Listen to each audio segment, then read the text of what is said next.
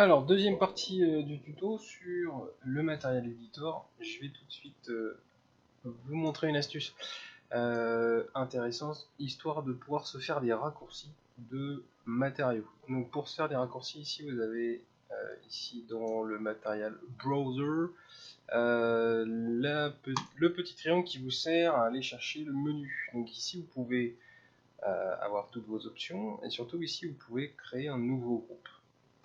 Là, je peux par exemple créer un nouveau groupe, le nommer, lui mettre n'importe quel nom. Donc là, c'est effectivement n'importe quel nom. Et dans ce petit menu, vous pouvez venir glisser tout ce qui vous intéresse. Donc, je peux par exemple venir ici dans Materials et venir glisser directement mon VRI Material à l'intérieur de mon... là, il s'appelle OLMQGDIC, mais voilà, là, vous pouvez mettre vraiment n'importe quoi, du standard, du VR Material, du Light Material, etc., etc. Donc lui, il va être, ça va être un petit peu votre menu de raccourcis. En gros, c'est ce qui va vous permettre de retrouver rapidement tous vos matériaux, tout ce qui va vous permettre de bosser tranquillement. Donc ça, c'est là tout le temps, c'est-à-dire que je ferme max, le menu reste. Si je fais un clic droit, je peux changer sa couleur. Ça peut être pratique pour être un peu plus visible. Vous pouvez vous faire un arc-en-ciel, faire ce que vous voulez. Et si jamais ça m'intéresse plus, je peux le supprimer. Donc ça, c'est pour se créer des raccourcis. Moi, j'ai appelé ça favori. En dessous, vous pouvez voir ici mon menu. J'ai un menu qui s'appelle work. Work.mat. Alors le .mat, c'est ce qui va nous permettre d'enregistrer des matériaux. C'est-à-dire que là, ce sont des matériaux préfaits, des procédurales, des shaders. Alors que un .mat, ça va carrément être un matériau avec ses textures. À partir du moment où vous avez créé un matériau, vous pouvez le sauvegarder là-dedans. Je vous montre déjà ça, donc on va aller cliquer ici au même endroit sur le triangle et on va aller chercher New Material Library. En cliquant là-dessus, il va dans le menu. Voilà, donc là il me demande de créer. Donc là je vais faire New Library tout court. Je vais faire OK. Voilà. Donc là j'ai un .mat. Pour l'instant il est vide, il n'y a rien dedans. Donc il faut que je prépare un matériau. Donc par exemple, je vais créer un VRI Material dans lequel je vais venir mettre ici, mettons, tac tac tac, mettons un checker que je vais venir glisser dans ma diffuse. Ok. Celui-là, je le renomme. Je vais le renommer checker. Par exemple, si vous êtes tout le temps en train de créer des checkers pour pouvoir faire vos UV, ça peut être pratique. Donc là, je vais le mettre en 20 par 20, par exemple. Mon checker, il est prêt. À partir du moment où il est défini, j'ai un matériau qui est prêt. Et donc ce checker, je peux directement ici le mettre dans ma librairie de matériaux. Donc pour le glisser dans la librairie de matériaux, vous pouvez directement sélectionner ici le node et venir le glisser à l'intérieur. Donc ici, voilà, j'ai créé mon checker. Donc ça, c'est les matériaux, vous pouvez mettre tout ce que vous voulez. Hein. Moi, dans Work, j'ai du vert, du chrome, ce genre de choses. À partir du moment où vous avez créé un matériau qui fonctionne, si vous n'avez pas envie de le refaire 20 fois, vous pouvez passer directement par là. Donc une fois qu'il est fait, vous voyez qu'il y a une petite astérix ici. Et donc cet astérix signifie que le .mat n'est pas enregistré. Donc pour l'enregistrer, on va venir cliquer à nouveau sur le triangle inversé. Et puis venir ici dans le menu. Non, pardon, c'est pas ici, c'est directement un clic droit dessus. Donc je fais un clic droit sur mon .mat et je vais ici dans le premier menu faire sauvegarder. Tac, je sauvegarde. Une fois que ce .mat est sauvegardé, il va rester là de base, mais c'est-à-dire que vous pouvez aussi, si je fais ici clic droit close matériel, je peux aussi le recharger n'importe quand. Donc je clique sur mon triangle et je vais chercher Open Material Library. Je vais chercher cette fois-ci encore une fois, tac, New Library, et je me retrouve avec mon checker. Donc ici mon checker, c'est le même matériau. Donc c'est un matériau que je vais retrouver tout le temps à partir du moment où il va être à l'intérieur de mon .mat. Et mon .mat, je vais le retrouver, vous avez vu où je l'ai trouvé ici dans Open. On va le retrouver ici dans les hiérarchies. Donc vous allez le retrouver dans vos documents 3ds Max, matériel librairie. Donc c'est-à-dire que ces fichiers-là, ces points mat, vous allez pouvoir les sélectionner, les sauvegarder quelque part sur votre disque dur et les emmener où vous voulez, vous pouvoir les partager aussi entre groupes. Par exemple, vous allez créer une librairie pour votre court-métrage à plusieurs, et vous allez mettre les matériaux dont vous allez avoir besoin pour ce court-métrage, par exemple. Alors vous pouvez très bien en faire plusieurs, un pour les personnages, un pour les décors, un pour certains assets en particulier, pour pouvoir garder ces textures avec vous n'importe où. Voilà qui est présenté pour ça, ça me paraît suffisant. Je vais passer tout de suite au reste. J'ai mis en place mon HDRI, comme la dernière fois, hein. À partir du moment où vous avez mis votre Domelight, vérifiez bien que votre HDRI ici est bien plugué. Ok. Ne vous trompez pas, ça doit bien être écrit VR et HDRI. Si c'est pas écrit, c'est que vous avez glissé directement votre point HDR dedans. Et ça, c'est pas la bonne chose à faire. Donc ici, on va aller chercher, je vous avais prévenu la dernière fois, on allait regarder un petit peu plus les matériaux verrés ici, mais aussi, donc ça on l'a vu un peu, on a parlé un peu du blend. Ce qui m'intéresse surtout ici, ça va être les maps verrés. Donc les maps verrés, on va commencer par les plus simples.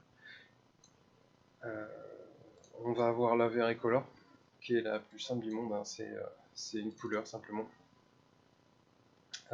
Qui a surtout une disposition de gamma qui est intéressante, et puis des valeurs qu'on peut rentrer manuellement, donc ça c'est plutôt pas mal. On va surtout avoir des matériaux comme la curvature, le dirt, le edge text, je dirais que vous connaissez. Je vais aller chercher normal map, j'ai pas besoin de vous en parler, on en a déjà pas mal parlé en cours. Et je vais aller chercher en dernier la triplana. Voilà, ça ce sont les 4 principales dont on va parler pendant ce tuto. Alors on va commencer avec le premier, le Very Curvature. Lui ça ressemble beaucoup à la curvature map, hein, de 3D Côte, donc on appelle ça courbure aussi. Pourquoi courbure? Puisque ça va réagir en fonction des angles d'un objet. Donc ici je vais venir lui mettre en matériau directement la curvature dans la diffuse de l'objet. Pour bien se rendre compte, je ne vais pas prendre une sphère, parce que la courbure d'une sphère, elle est parfaite, hein, donc ça sert à rien. Essayer de mettre une courbure là-dessus. Je vais venir mettre une théière directement. Donc notre typote national.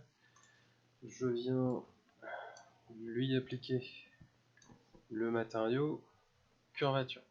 Donc là, vous voyez ce qui se passe, ça me crée une courbure, ça me crée du blanc, là où je vais avoir des zones plus courbées que les autres. Donc le principe c'est que ça marche comme une curvature map, c'est une gamme de noir et blanc. Donc ces valeurs après sont changeables, hein. Ici la subdivision, ça va être simplement la qualité au fur et à mesure, donc ça c'est exponentiel. Attention à pas trop monter non plus, ça va avoir tendance à alourdir les temps de rendu. Donc 8 c'est bien.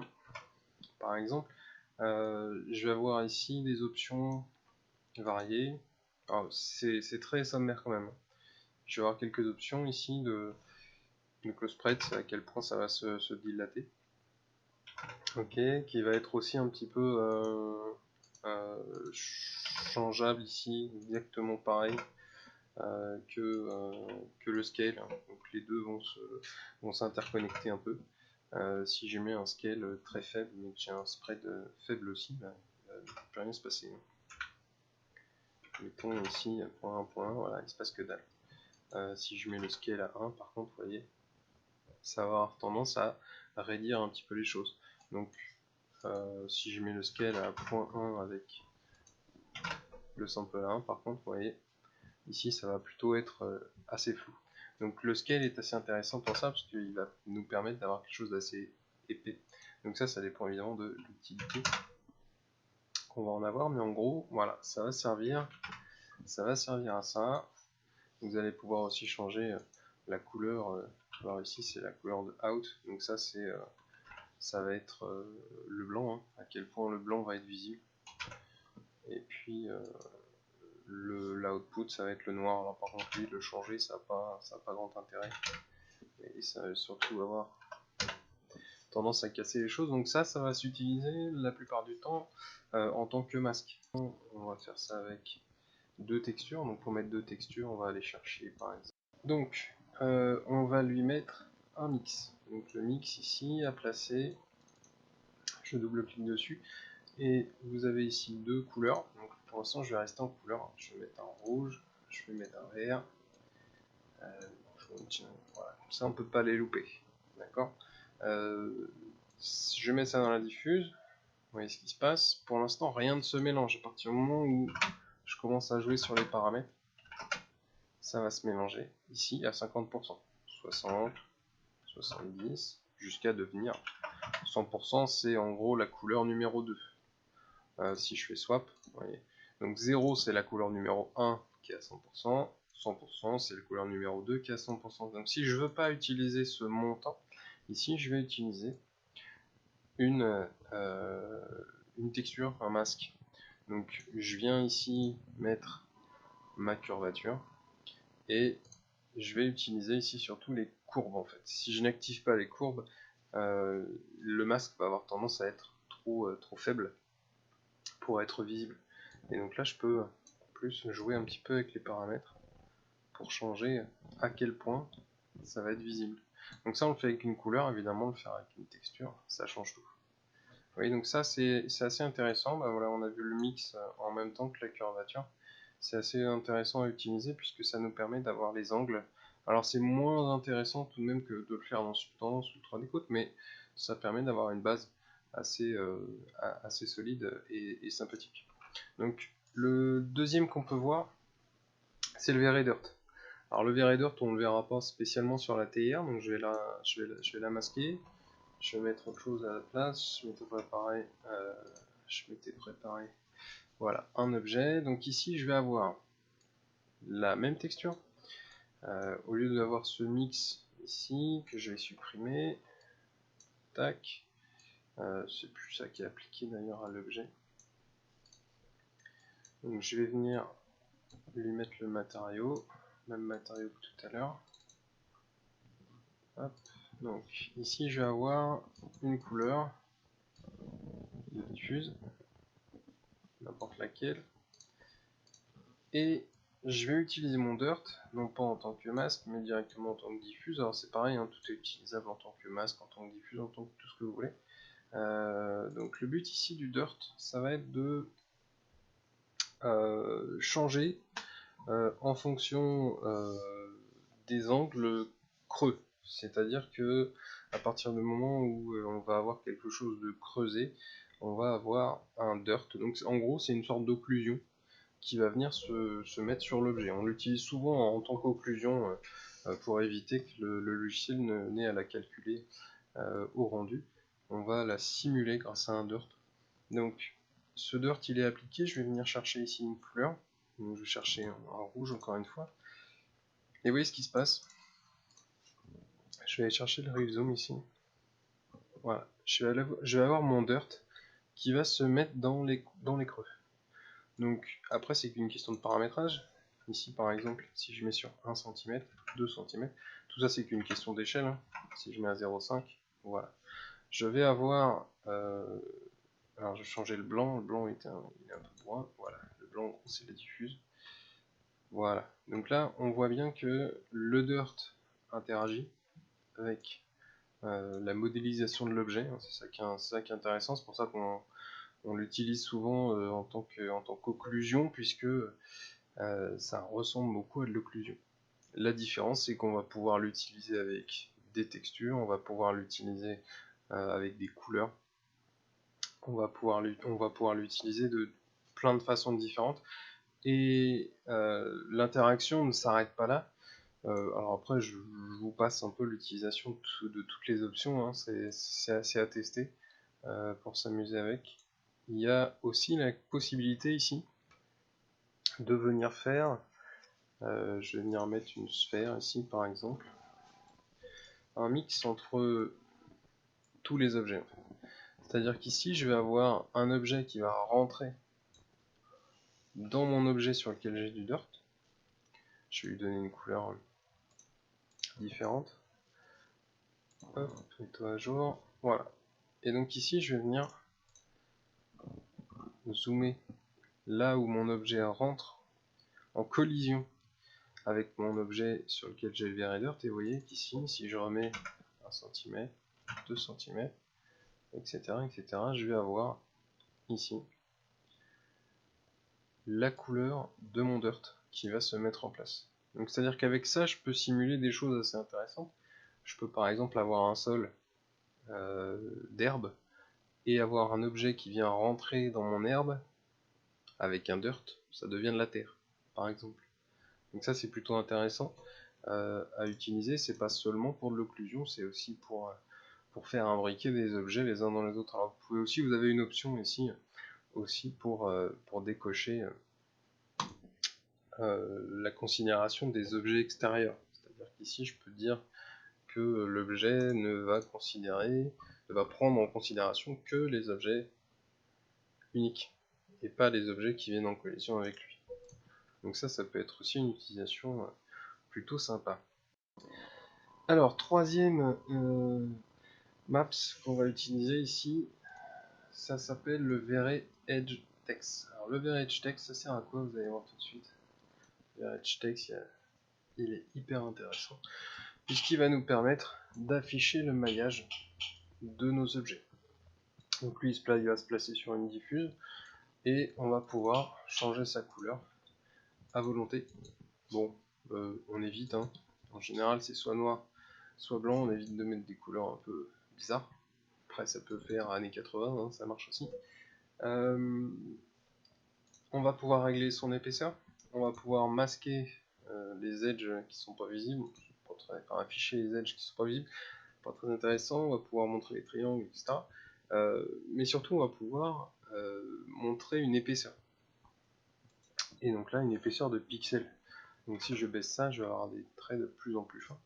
Je peux aussi faire en sorte que ce soit pas forcément en pixels, vu que là le pixel ce sera lié, chaque trait va faire le même pixel, qu'il soit à 1 km ou tout proche de la caméra.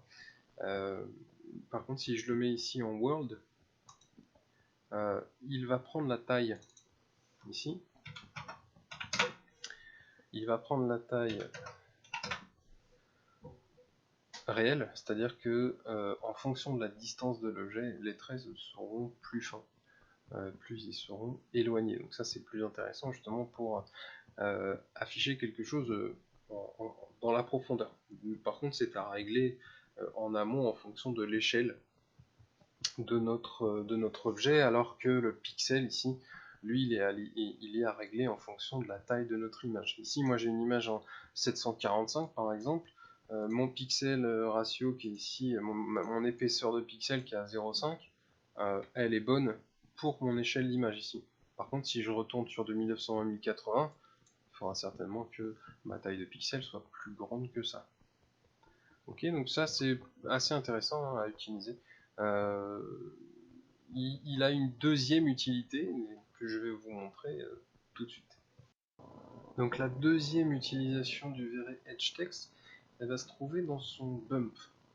Donc pour ça je vais remettre le rendu. J'ai préparé simplement 3 objets comme ceci qui vont s'interconnecter, c'est-à-dire que ce sont 3 objets avec le même matériau. Donc on voit bien ici qu'ils ont un certain angle, hein, quand on peut zoomer un petit peu sur cette zone là. Donc on voit bien que c'est un angle droit, bien raide, puisque les objets n'ont pas de maillage commun, c'est bien un objet qui vient se connecter à travers un autre. Donc le VREdgeText, il a ça d'intéressant que à partir du moment où on va venir le plugger dans le bump de notre matériau, ici ça va venir, on va pouvoir avec l'objet lui donner, ici avec le rounded corners, on va pouvoir lui donner une épaisseur. Et en lui donnant une épaisseur, regardez ce qui se passe. On va avoir des angles, des chanfreins qui vont se faire automatiquement. Donc là, je regarde bien, hein, les chanfreins se font que sur les objets eux-mêmes. D'accord, ça se fait dans les coins, ça se fait dans les coins. À partir du moment où je décoche, regardez ici, Consider Same Object Only, il va aussi me simuler des chanfreins entre les objets qui s'interconnectent. Et ça, c'est hyper intéressant parce que ça nous permet d'économiser en maillage, étant donné que mon objet, bah, je peux le bouger autant que je veux, sa position ne changera pas. Aura beau changer, le chanfrein, l'illusion du chanfrein restera la même. Et donc ça, après, vous avez des possibilités convexe, concave, convex only, ou concave only. Ici, par exemple, concave only m'intéresse plus, puisque moi, je veux seulement avoir, ici, par exemple, l'angle intérieur, ici. Et donc lui, le VRHText, a l'utilisation pour les objets qui vont être très simples, qui vont pas être destinés à du temps réel, qui vont être destinés à être vus même de proche ou de loin, ça change rien, une fois texturé, ça se verra de la même façon. C'est vraiment pour avoir quelque chose qui va venir voilà, simuler un chanfrein. Regardez, je le regarde de près, hein, tout ça c'est que du bump, c'est que de la lumière. Donc pour ça, il est hyper intéressant. En dernier que je montrerai, et puis ensuite on passera aux UV, c'est le V-Ray triplanar. Donc, pour vous présenter le modificateur triplanar, je vous ai préparé une scène ici avec un matériau. Donc ici c'est un matériau de béton appliqué simplement sur une sphère qui n'a pas d'UV. C'est-à-dire c'est une sphère classique sans UV. Vous pouvez voir tout de suite que le problème avec une attribution de texture sur un objet qui n'a pas d'UV, c'est qu'on se retrouve ici avec un UV qui ne fonctionne pas. Donc on a une UV qui est sphérique sur ce genre de procédural et sur ce genre de primitif, pardon, la sphère, et donc on se retrouve avec un endroit voilà, complètement éclaté. Donc le but du triplanar ici, c'est d'aller chercher les textures et de les placer de manière géométrique. C'est-à-dire, je m'explique, de manière orthogonale plutôt. Donc je m'explique, je vais aller faire l'utilisation ici, je vais aller utiliser ma texture, aller chercher mon triplanar, okay, et venir plugger ma texture, qui est la même que l'autre, hein, dans mon V-Ray triplanar. Je l'applique à ma diffuse et je mets le matériau. Voilà, tout de suite, vous voyez ce qui se passe, on a une mise à l'échelle. Donc je vais dans mes options ici, et je vais voir que tout de suite, pour lui, ce qui va compter, c'est la taille de la texture elle-même, et non plus le mapping. Donc c'est-à-dire qu'ici, pour lui, la première option de base, c'est que la texture que je place sur ma sphère, elle fait 1 cm. Or, la texture que je place, elle est comme ça. Donc a priori, c'est plutôt du 1,50 m, 1 m, un truc dans le genre. Donc, évidemment que ça, on ne peut pas laisser à 1 cm. Donc je vais déjà mettre à 50 et regarder ce qui se passe tout de suite.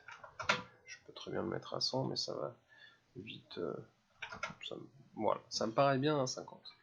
Et donc, ce que va faire le triplanar, c'est qu'il va projeter la texture sur les 3 axes, X, Y et Z. Sachant que vous avez la possibilité ici, en texture X, Y et Z, de carrément mettre des maps différentes. Ce qui est assez intéressant, puisque ça nous permet, pour du rendu qui va pas être du rendu temps réel, de directement venir texturer dans Max pour faire nos textures sans s'embêter à faire du V ni quoi que ce soit. Donc l'option principale ici du triplanar, ça va être là-dedans le blend. C'est-à-dire que si j'ai un blend ici qui est au minimum, on va voir ici la limite. Vous voyez les 3 traits qui sont là, ce sont nos traits de limite. Donc c'est la projection qui s'arrête à cet endroit en particulier. Le blend, il va faire en sorte, comme son nom l'indique, de mélanger les textures qui vont venir se mettre à cet endroit-là. Donc si je mets un blend A1, je me retrouve ici avec quelque chose qui ne se voit plus du tout. Donc ça devient seamless, donc ça devient hyper intéressant parce que j'ai pas besoin de faire du V, j'ai besoin de rien faire du tout, je me retrouve avec quelque chose qui fonctionne tip top. Alors ça fait une bonne transition pour passer tout de suite aux UVWMap. Je vais y passer, je passe d'abord sur une option hyper importante quand on va utiliser le moteur V-Ray, c'est qu'il va avoir tendance ici à venir mettre du blur, c'est-à-dire qu'il va avoir tendance à venir flouter les textures. Donc à partir du moment où vous êtes en premier plan et que vous avez besoin de voir votre texture à la perfection, le plus précisément possible, vous allez mettre ce blur au minimum. Ici par exemple je viens zoomer, et regardez ce qui se passe quand je mets le blur ici au minimum. Je vais faire un clic droit directement sur les flèches, tac, je récupère énormément d'informations. Vous voyez, c'est comme si on avait mis un filtre Photoshop par-dessus, on se retrouve avec tous nos détails qui reviennent, d'accord, par rapport à avant. Donc hyper intéressant. La seule chose qui reste à faire ici, bien entendu, c'est de mettre le triplanar sur toutes les textures. Donc pour faire ça, Shift, je déplace mon triplanar, et à chaque fois je viens faire mes copies. Donc là je sais que ça va être ici ma réflexion. Ok. Donc les réglages sont déjà faits parce que j'ai fait Shift, j'ai fait une copie. Donc pour moi les réglages sont déjà faits. Simplement ici je remets le blur à 0 au minimum. Je fais pareil avec ma normal map. Alors je vais sélectionner les deux. Tac. Je vais copier mon triplanar. Lui il va rester là. Tac. Une fois que tout est plugué, je mets ça dans mon bump. Attention avec le V-Ray normal map, hein. À partir du moment où c'est une texture que l'on colle sur un objet, ça n'a pas été sculpté, il faut bien cocher ici Flip Green. On en a déjà parlé, mais je préfère le répéter. Je préfère me répéter plutôt que vous ratiez des informations. Alors pour les UV, j'ai préparé un petit matériau ici, qui est un matériau de marbre. On a fait l'exercice en cours avec certains, donc je le reprends histoire que ce soit bien clair. À partir du moment où j'applique un matériau sur un objet, l'échelle ne se fait pas automatiquement. On est d'accord que à la base, ma texture est une texture carrée, et mon objet ici est rectangulaire. Donc ce que j'ai besoin de faire, c'est faire en sorte que la texture s'applique de la même façon sur l'objet.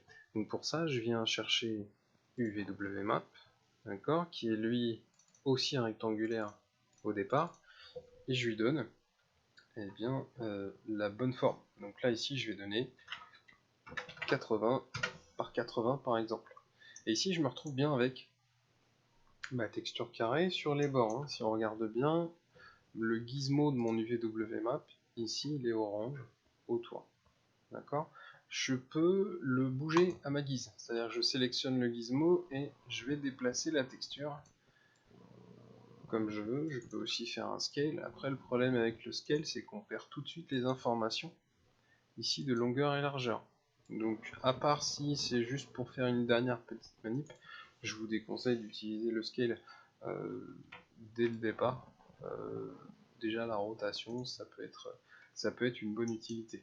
Alors faire l'UV comme ça, ça fonctionne. Après ici par exemple, je vais avoir un souci puisque je vais être sur un coin de table.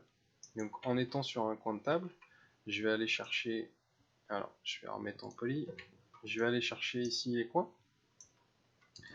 je vais tirer vers le bas, d'accord, donc pour l'instant je vais remettre un UV après, voilà, je remets mon UV, donc à la place d'avoir un UV planaire, je vais mettre un UV box. Avec un UV box, je remets 80, 80 par 80. Je vais avoir le placement qui va se faire ici en fonction de mon gizmo. Donc là, mon gizmo c'est devenu une boîte, donc il va pouvoir aussi faire des rotations dans tous les sens et ça va changer à chaque fois sur chaque point. Le problème avec ça, c'est que j'ai pas de continuité. La continuité, on peut la trouver, hein, mais c'est toujours un peu complexe. Il y a beaucoup plus facile pour arriver à faire ça. Donc là, par exemple, on pourrait avoir une continuité dans ce genre-là. Il faudrait trouver exactement l'endroit où ça se connecte.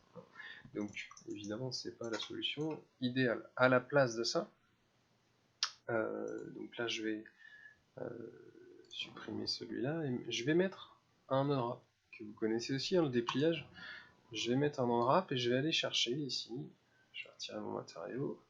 Je vais aller chercher l'éditeur. Voilà.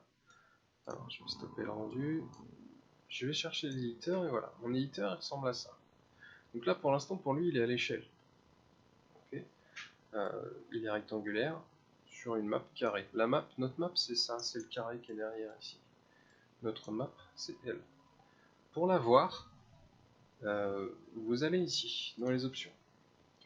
De base, ici, j'ai un checker, juste pour se rendre compte que la map est bien carrée. Et je peux aller chercher, regardez, à partir du moment où une texture est appliquée à un objet, sur lequel je vais mettre un unwrap, il va m'afficher toutes les textures qui sont placées. Donc là, je peux directement tac, afficher la texture. Donc là, j'affiche ma texture de diffuse dans mon carré. Je sais que mon UV va tenir, voilà, là-dessus. Donc ça se répète, hein, c'est une map qui tilt, donc j'ai pas besoin forcément d'avoir ma texture à l'intérieur de ce carré. Je peux déborder sans problème puisque ça tilt. La chose à faire ici, ça va être d'aller chercher les bords. Donc ici, je vais pas m'embêter énormément puisque j'ai pas de couture. Donc je vais juste détendre l'objet. Ok, je le détends, je peux le détendre au maximum, là ça changera pas grand chose. Voilà. Donc là, une fois qu'il est détendu au maximum, je vais pouvoir relancer mon calcul. Je vais pouvoir aussi, je vais collapser ça et puis je vais faire, tac, et je vais faire ici des chanfreins. Donc je me fais un chanfrein,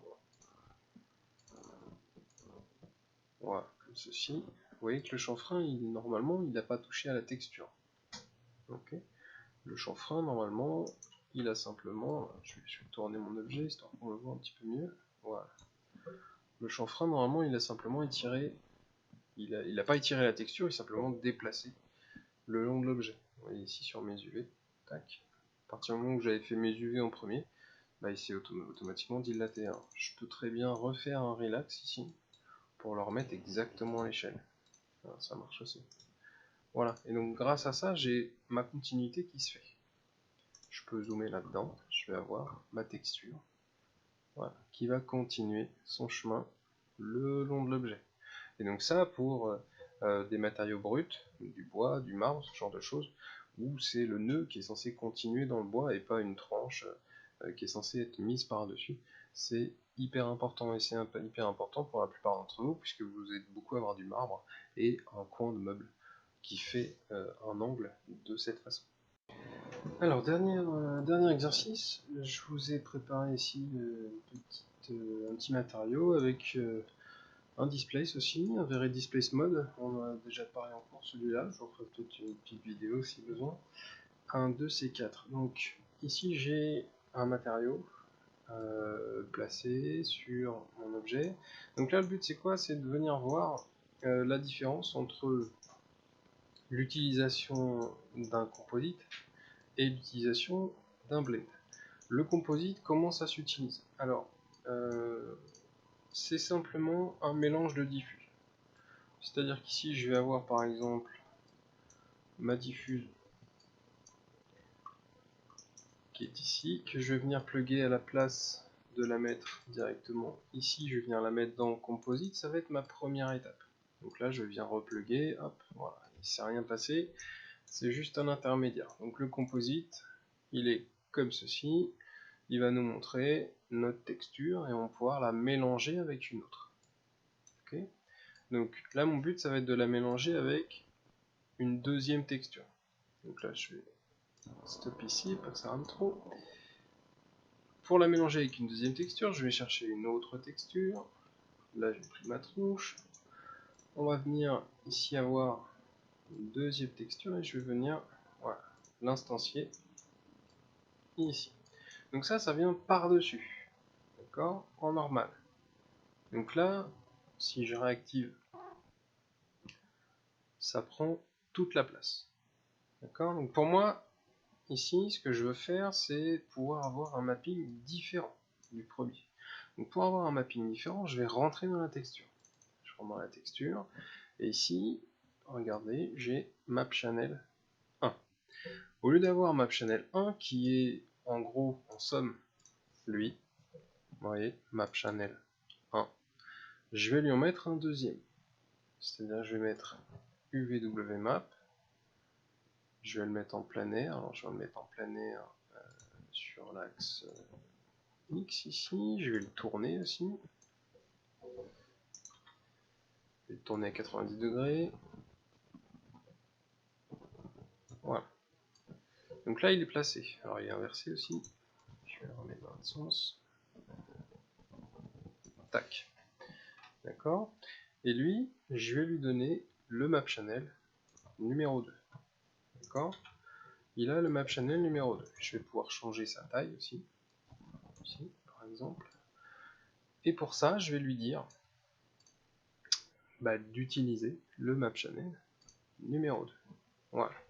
Donc lui n'utilisera seulement mon UVWMap channel 2. Alors vos UV, pour pas vous embrouiller, vous pouvez très bien faire un clic droit dessus, rename. Donc là, je peux appeler ça UVMap 2 par exemple. Et je sais que ce sera l'UV de ma tête. D'accord. Je viens utiliser mon UVMap 2 et lui je peux le régler.